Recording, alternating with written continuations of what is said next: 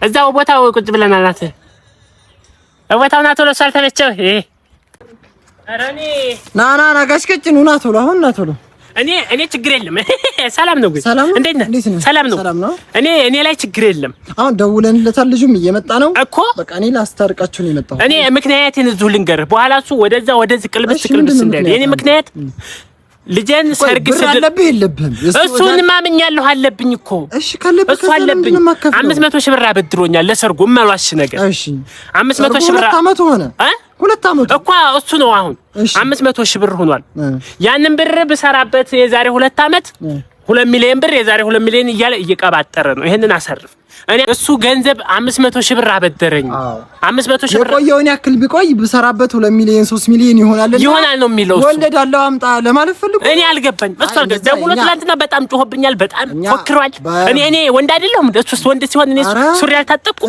እኔ ሱሪ አልታጠቅኩም ታጥቃህ እንደዛ አይደለም እኮ። እሺ እሱ የሚለው አሁን የምትለው አንተ የምታስታርቀን የምከፍለው 500 ሺህ ብር ነው።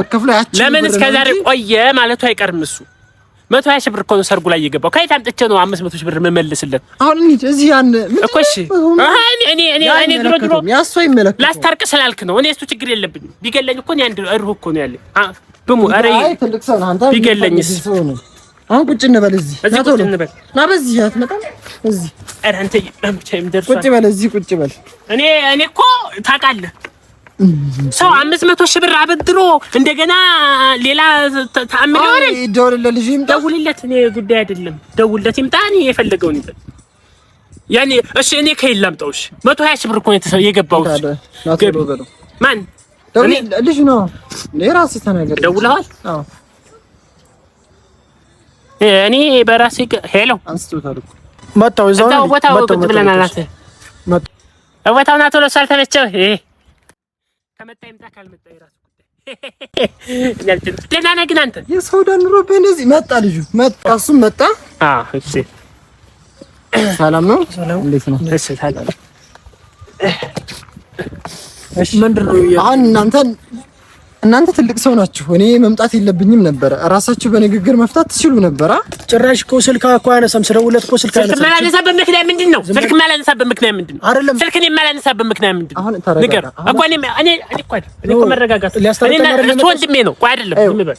አሁን ያስታርቀን ነው እኮ ዝም በል። ተቸኮለስ በቃ ብሩንም ወስዶ ተመልከት። እሱ ብቻ ነው የሚያወራው። እኔ ዝም አልኩት እኮ እሺ ዝም በል። እኔ ልጨርስ። እኛ አንተን ጋሽ ቀጭኑን የምናውቀው በማህበረሰቡ ጥሩ ሰው መካሪ፣ ለህፃን አስተማሪ ራዕይ እንደሆነ ትክክል።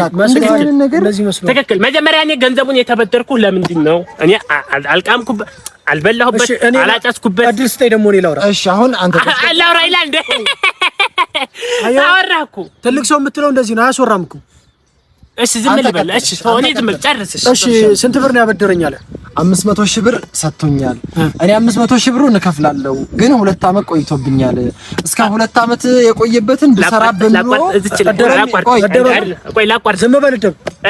ዝም በል የሚላል እንዴ? 2 ሚሊዮን ምናምን ሰራብን ነበረ። እጥፍ አድርገህ አምጣ ነው አንተ ብለኸዋል መሰል። እንደዛ አይባልም። ቢያንስ ባህላችንም ወጉም አይፈቅድም። የሰጠኸው 500 ሺህ ብር ነው።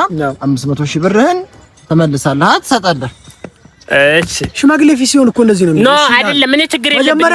እስኪ ነው ልጨርስ። የኔ ስራ ታውቀዋለህ ምን አይነት ስራ እንደሆነ ነው። ንግድና ነው የኔ ስራ። አዎ ንግድ። የ500 ሺህ ብር ቢኖር አሁን ምን እንደምሰራበት ታውቃለህ? ምን ትሰራበት? ያልቅ ነበር እንጂ እስካሁን ያልቅ ነበር። ስርዓት ያዝ። እንደ ትልቅ ሰው እኮ አንተም እንደ ትልቅ ሰው ሆነ። ምታኝ። እሺ ምታኝ። ይምታኝ። አይ እንደዛ አይደለም። እንደዛ እኮ እሺ 500 ሺህ ብር ተበድሬያለሁ እመልሳለሁ እያልኩኝ 2 አመት ሆኖኛል። አዎ እሱ አምኛለሁ። ልንገርህ አምኛለሁ። እንዳወጣ ማድረግ እችላለሁኝ እኮ አንተ ወዴት ነው የምወጣው? ከቤት እንዳወጣ አድርጌ መቀጠል እችላለሁ። ከቤት ካልወጣሁማ ምን እሰራለሁ? በነገራችን ላይ መክሰስ ይችላል። ማን ነው መክሰስ? በህግ መቀበል ይችላል እሱ ማለት ነው። የምታስታርቅ ከሆነ አስታርቅ። እኮ አልደርስም ብዬ እኮ የምታስታርቅ ከሆነ ማስታረቅ ነው ያንተ ስራ። በህግ ምናምን መክሰስማ ለመክሰስ አይከስም። እንደ ትልቅ ሰው እኮ ነው በቃ። አሁን ወደ እንትን ስንገባ ማለት ነው። አቦሱ ይጨርስ ወሬውን እና እስኪ ያወራሉ። ልቤና እንሸራ እና ቶሎ። እሺ እኔ በቃ 500 ሺህ ብር አበድርሃል እመልስልሃለሁ። አያስወራም እኮ አይደለ? እሺ አንተ አሁን ቀር ለምንድን ነው ግን እንደ ትልቅ ሰው መኮኑ? እሺ ምን ልበልሽ? ምን ላድርግ? እሺ ምን ላድርግልህ? ብሩን ትመልሳት አትመልስም? ስንት አመት ሆነ? እሺ 2 አመት ለሰርጉ እኔ አንድ ነገር እዚህ ላይ ለትውስታ ጥሩ ሰው ነኝ እኔ። በሰው መጥፎ ነገር አላስብም። አዎ ከደረሱብኝ ደግሞ ሰው ጨርሳለሁ። እውነቴን ነው፣ ማስፈራራት አይደለም። እውነቴን ነው። ከደረሱብኝ እኔ አንተ ከቤት እንዳወጣ ነው ያልከው። እኔ ከአልጋ ላይ እንዳወርድ ማድረግ ይችላል እኮ እሱ ያንን ማስፈራራት ይቅር።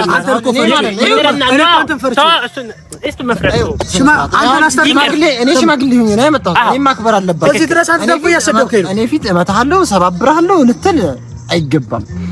አሁን ብሩን እንዴት አድርገህ ከቤት እንዳወጣ እኮ ነው እኮ ያለው። እንደዚህ ብሎ ብሩን መመለሰልኝ። ሰባብረህ ጣለኝ፣ ከቤት አልወጣ ገንዘቡን ታገኘዋለህ ወይ ነው። ምን ማምረብህ እንደ ትልቅ ሰው አይደለም አንተ። አሁን 500 ሺህ ብር አንተ አበድረሃል። 500 ሺህ ብር መልስ፣ በአንተ ፊት ይመልስ። ካልሆነ ማለት ነው እኔ ህግ ቦታ አልሄድም። እምወስድብህን እርምጃ ወስድብሃለሁ። ቆይ አንተ አሁን 500 ሺህ ብር ነው ያበድረው። 500 ሺህ ብር ነው። ተመልከት ምን ላይ እንዳለ ነው። ቆይ አሁን የምናደርገው ማለት ነው 500 ሺህ ብር አበድረሃል። 2 ሚሊዮን 3 ሚሊዮን ምናምን የሚባል ያ ሰራበት ኑሮ ያ ተው ያ የለም። ለምን የለም? ለምን የለም? ብር እኮ ነው። በሃይማኖትም ለምን አይፈቅድም? ያ የኛ ስርዓት የኛ ወግ አይደለም። ጭራሽ ምን ብሎኝ እንደወሰደ ታውቃለህ? 500 ሺህ ብር ና ኧረ እኮ መጀመሪያ ስማ 500 ሺህ ብሩን ሳበድረው እንዳታውቃለህ 200 ሺህ ብር ወለድ አለ። እኔ ወለድ አልፈልግም። 500 ሺህ ብሩን መልስልኝ አልኩት። አሁን የሚለውን እየሰማ ነው። ሲጀመር አንተ ፊቱ በሚሰደቡ ነው። አሁን 500 ሺህ ብሩን ስጠኝ። ሌላ ተጨማሪ የምለው ነገር የለም። እኔ እዚህ ላይ አንድ ነገር እንትን ልናገር። የሰው ልጅ ይቸገራል፣ የሰው ልጅ ያጣል። ነገር እኮ ቆይ፣ ኧረ ልጨርስ በለው በእናትህ። ወይ ተው በቃ እመልስልሃለሁ፣ እመልስለታለሁ። በቃ ተው ይመልስልህ። ወይ ልጨርስ። እንደዚህ ብለህማ በመለስክልኝ ጥሩ ነበርኩ። በቃ ወይ አስታራቂ ኮንክ ንገረኝ። አሁን እያልኩ ያለው እኔ እዛ ስልክ ሳወራ ጀምሬ ብዙ አወራኩ።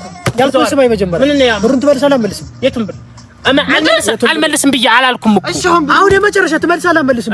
እኔ በነገራችን ግን እኔ ማለት ነው ካንተ ጎን ነኝ። በቃ እኔ ካንተ ጎን ነኝ። ብሩን ትመልሳለህ አልመልስም? አይ እኔ ትልቅ ሰው ነህ። ሲጀመር እኔ እዛ ሂጅ ተነስቼ ሳወራ የሆነ ነገር አውርታችሁ ምንም አላወራንም እኮ። እሺ እኔን ተረዱኝ። እሺ እኔን ተረዱኝ።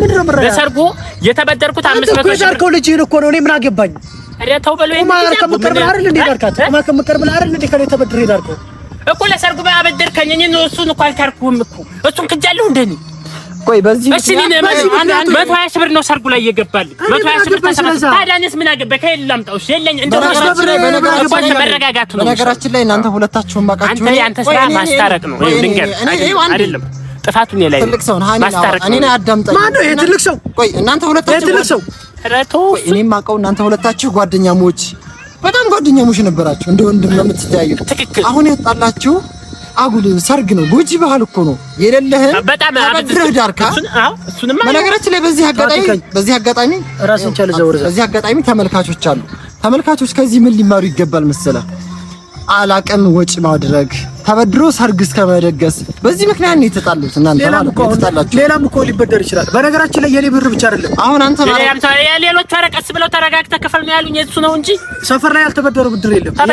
የኔ ብቻ ቢሆን እኮ ወይ ግደሉኝ። ሰፈር ላይ ደግሞ ኃላፊ ነው። ለምን አይገልብኝም? የእነሱን ብር የሚሰበስበው የሚወስደው እሱ ነው። እሱን ተረዳሁት። በጥቅሉ ወደ 1.5 ሚሊዮን ብር አውጥቻለሁ ለሰርጉ።